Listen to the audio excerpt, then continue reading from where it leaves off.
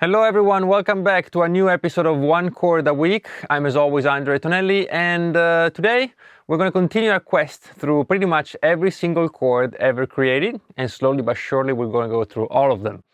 And today's chord is a great chord to learn if you haven't done so yet, and even if you know a little bit about it, you can still find out a few tricks with it. So I suggest you stay tuned, and let's begin. The minor 6 chord is a great sounding chord and very useful, used in many kinds of music, and it's very often associated to the Dorian sound or the Dorian mode, as we'll see now as we go into detail with it. As far as styles of music, of course, in jazz music, where pretty much every minor chord is looked at as a Dorian chord, this scale is very useful. We won't go into all the details of that, but if you're into jazz music or want to get into it, this chord you must know. Then it also kind of biases minor chords towards a rockier, bluesier sound, so it's certain you'll find it in the blues, in rock music. You'll also find it in funk music a lot. So anything that sounds a bit edgier than a regular minor, you'll find this chord in. And then, of course, it's also used as a regular chord in country music, in pop music, and so on. So certainly one chord you want to add to your toolbox. The construction of a minor 6 chord is quite straightforward. It's based, of course, on a minor chord, a minor triad that we looked at just a little while ago. Here's a link in case you missed that video. And on top of that chord, we just add a major 6th. Okay, so let's see how it's built. The root, as always in these videos, is C. I show you all these chords if you're new to the series, always in the key of C. But then, of course, you should move them around. And so the root is C. From there we go to the minor triad, so a minor third, E flat. This is the minor sound, of course, so common. And then it has a fifth, a perfect fifth, which again rounds up the sound of the minor triad into a regular minor chord. So the fifth of C is G. So up until now we have a regular minor chord, C in the root, E flat in the third, and G in the fifth. But now on top of this, we're going to add the 6th, the major 6th. And the major 6th we already looked at for the major 6 chord. And this note is either one whole step above the 5th or 1.5 steps below the octave. So you can look at it either way. Today we're just going to count up from the 5th. So we have the G, which is the 5th, and then a whole step above that is an A. So the sum of this is C as the root, E flat as the minor third, G as the 5th, and A as the major 6th.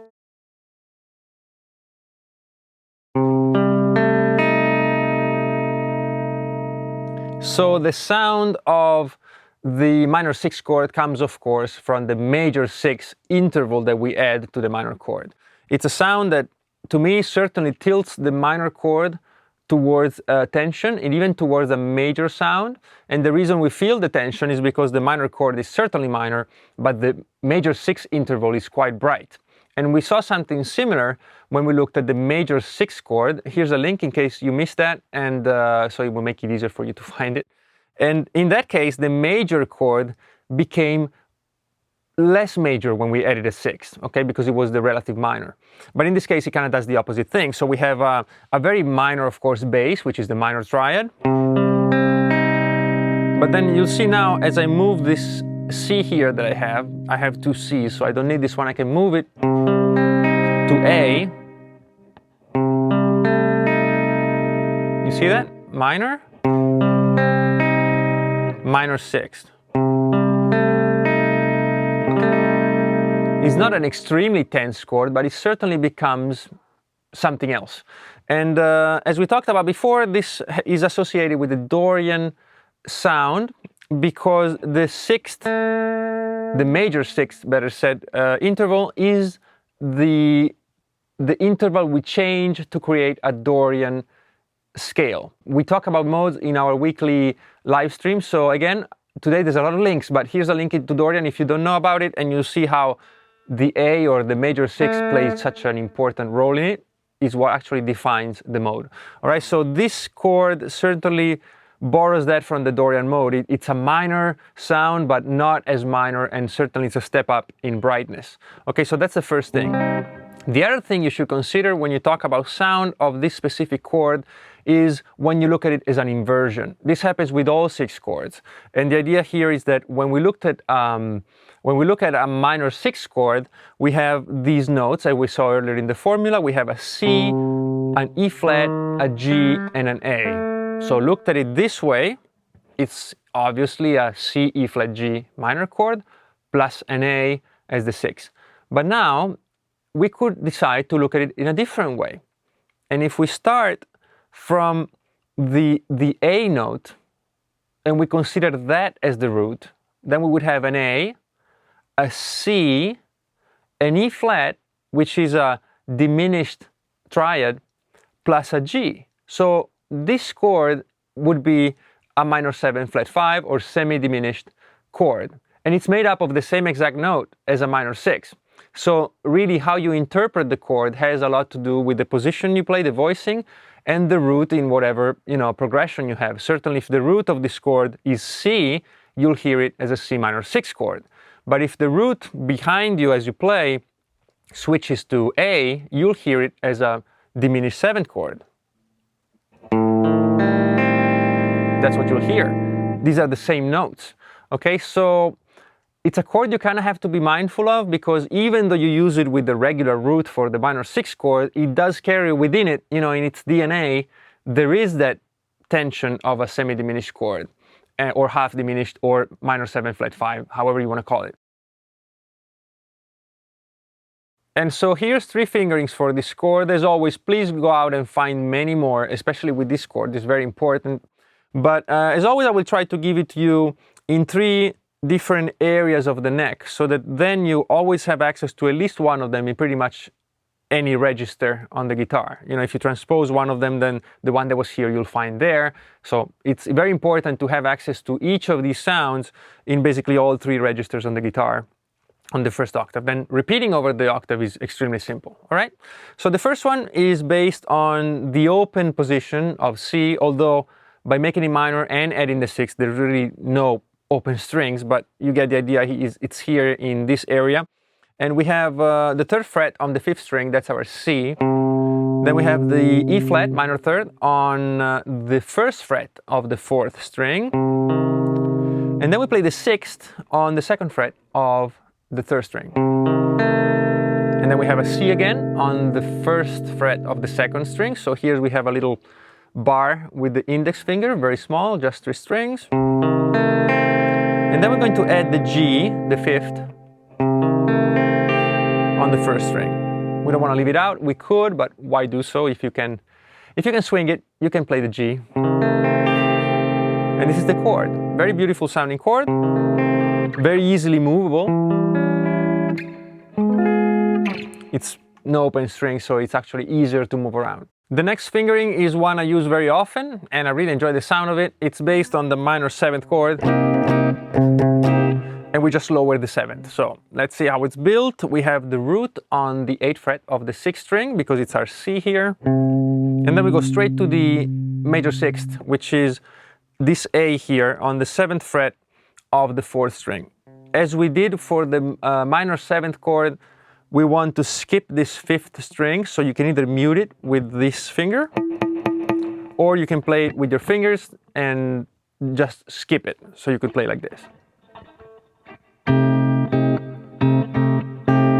Okay, but you can certainly mute it with this middle finger here that's doing nothing useful. So use that.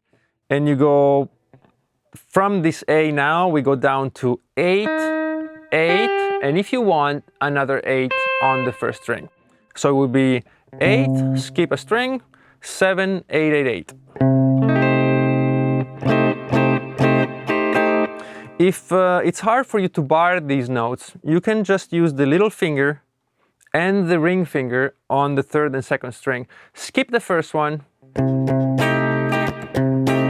and you still get the chord, all right? But slowly you should work on this. It's very useful in many other chords. And that's your minor 6 sound. And for our final position, we're going to go to an inversion. We're going to have the minor 3rd in the bass. So on the 6th string, we're going to have an E flat on the 11th fret. And then we're going to have on the 4th string, so again, we skip the 5th, we have C on the 10th fret. And then on the 3rd string, G on the 12th. And then on the 2nd string, A, our 6th, on fret 10. So the whole thing is like this. Sounds a little stranger because we have the minor third at the bottom and the 6th at the top. So that kind of makes it a bit more unstable, but it's beautiful. As far as scales go, this chord is open to many interpretations because, as we said, it kind of delves into a little bit of the diminished sound, and it makes minor chord sound a bit more dominant, so it goes into the blues realm a little bit. But I think we can't escape the fact that the minor 6 chord is really the representation in chord of the Dorian mode. So I would certainly say first it would be Dorian, which of course is a minor scale with a major 6, and the minor 6 chord is a minor chord with a major 6, so you see how they fit together. So over this chord, this scale, it kind of gives you the sound of the chord in a scale. So that would be my first thing to watch out for if I was a student, which I am. We are all students, right? And the other thing, maybe instead of all the pentatonics and all that is usually associated with blues and rock, I will go kind of that way and maybe talk about the melodic minor. The melodic minor scale is a minor scale with a raised 6th and 7th. So it fits the chord, but it also adds a little bit of a strange sound. It is a bit of a peculiar sounding scale. It goes like this.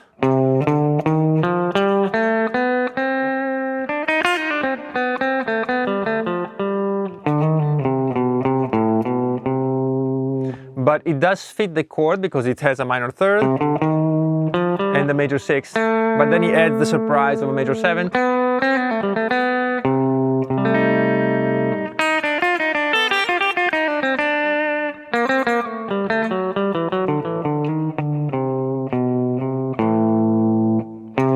Right? So it can be interesting, and I would check it out if I were you.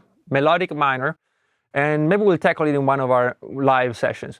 All right, so this is it for the minor 6 chord. I hope you enjoyed the video and you liked it. Let me please be one of those boring YouTubers who ask for subscribers, but also for the channel, but also to reach more people who might benefit from these videos. I think some of this stuff is quite easy maybe, but is not often discussed. We always talk about the strangest scales and technique and speed and all that, but chords really are the foundation of your musical knowledge, and especially if you want to compose music or write songs, chords are where it's at. All right, so I hope you have a great week ahead of you. Study guitar, play a lot, have fun, stay safe, and I will see you next week. Bye bye.